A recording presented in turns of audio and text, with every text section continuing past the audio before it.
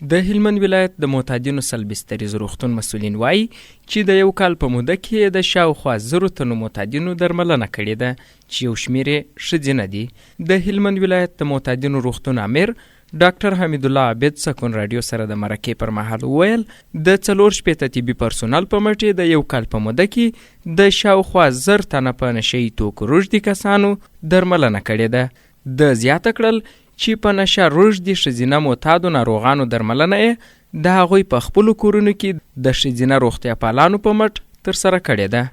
د افغانستان د اسلامي امارت د راتګ څخه د سنبلې څخه تر سنبلې پورې موږ یو کال مجموعي کې 1000 پر شاوخوا معتادین رغولي دي چې په دې کې 106 زنانه دي او نور نارینه دي چې بې سرپناه نارینه هم پکښې دي 300 بې سرپناه شلټر ناروغان دي او 511 د خپل راتګ ناروغان چې موږ دلته بستر. په همدې مهال بیا د معتادینو روغتون یو روغتیا پال نور احمد ناظم له سکون راډیو سره د خبرو پر مهال وویل چې له خپل مسلک څخه راضي دی او دی وایي د سهار له 8 بجو څخه یې دنده پیلیږي او د مازدیګر تر 4 بجو د معتادو ناروغانو درملنه کوي. موږ کاري ټایم چې دی دلته موږ د 8 بجې څخه شروع کیږي، موږ کار بیا تر 4 بجو پورې، بیا د 12 بجو څخه تر 1 بجه پورې موږ وقفه لرو چې خپل لمونځ د ډوډۍ وخت مو دی، نور تر 4 بجو پورې دلته پس له 4 بجو څخه موږ رسمیات ختمیږي. بیا هغه کسان چې دلته نوکریوالان یا خپل نوکریوالان پاتېږي او نور ټول رخصتېږي ځي. بل لور ته بیا په نشهیي توکو روږدي کسان چې په همدې روغتون کې تر درملنې لاندې دي وایي د کار په جریان کې د اقتصادي ستونزو له امله په نشهیي توکو معتاد سوي دي او دوی له نورو څخه غوښتنه کوي تر څو له دغې بدې پدیدې څخه ځان وساتي.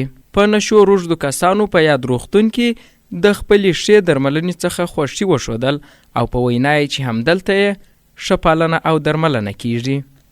کور ځای و ژوند یو بچی د 10 کالو بلا یوه سپین سرې د بلا مونه بر اخر بیا خرڅول لم پسې بلا بیا بلا مې خپلو بلا اوس اخته وم تر دغه ننه او د 20 کلنۍ څه په اخته سوی یم. اول دپاره مې میده چرس کوله، یو بل مشر ورور مې هم معتاد و، ما به هغه په خپله تړی ویله کوئ چې دا مه کوو. اخر مې یو شپه په کوټه کې ګیر کړئ، مال ولې څکوئ درته ورته راسې بیا څکوه، اما چې تی څکوئ نو زه هم څکوم. ورسره کښېنستلم چې ومې څکوله ورسره، دا بله ورځ هغه وخت چې راغلی بیا مې ورته کېدل، بیا ورغلم نو بره مې بیا دغه نشه ورسره وکړه، د دغه څه اخته سولم. اوس یم د 28 کالو. دغسې یو 2 پلا مې وڅکوله باره کرا ور هغه چې زه په اخته کړم هغه به نه ما سره ده، زه خپله تلم رانیولم یې څکول مې نو د هغه څه به دغسې میده په اخته وم. دلته چې رالم بیا پلا دلته راویستم د لښکرګاه نو دلته اوس ماشاءالله جوړ سوی یم. دغه ته سپارښتنه ده وروره چې هر سړی په اخته یې د دې کماس له بوټي څخه د ځان خلاص کړي. دا چندانې کار نه دی، بې عزت هر کار چې معنا ګټه نه یې پکښې کې هغه دغه کار دی. هلمند کې داسې مهال د یوه کال په جریان کې د 1000 تنو په نشه روږدو کسانو درملنه کیږي چې کلونه هلمند کې د کوکنارو کرکیله کېدل او ډیری ځوانان، میرمنې او ماشومان د همدې کوکنارو د شتون له کبله په نشو روږدي سوي دي چې اوس یې دا دی د ښه روغتیا او درملنې په پار هڅې ګړندۍ سوي دي. محمد اسماعیل وفا، سکون راډیو.